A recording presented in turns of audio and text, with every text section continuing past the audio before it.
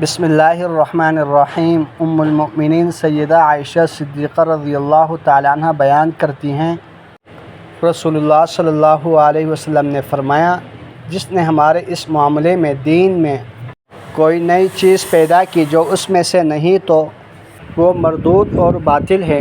ابن عیسیٰ نے یہ روایت کیا کہ نبی کریم صلی اللہ علیہ وسلم نے فرمایا، جس نے ہمارے طریقے کے خلاف کوئی کام کیا تو وہ مردود اور باطل ہے۔ حضرت ابو ہریرہ رضی اللہ تعالیٰ عنہ سے روایت ہے کہ رسول اللہ صلی اللہ علیہ وسلم نے فرمایا، جو راہ حق کی دعوت دے اسے اس قدر ثواب ہے جس قدر اس کی اتباع کرنے والوں کو ہوگا۔ ان اتباع کرنے والوں میں سے کسی کے ثواب میں کوئی کمی نہیں ہوگی، اور جس نے کسی گمراہی کی دعوت دی تو اسے اس قدر گناہ ہوگا اور جس قدر اس کی پیروی کرنے والوں کو ہوگا، اس وجہ سے ان کے گناہوں میں کوئی کمی نہ ہوگی۔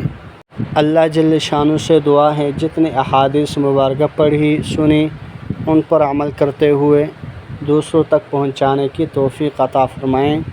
جزاکم اللہ خیرا کثیرا۔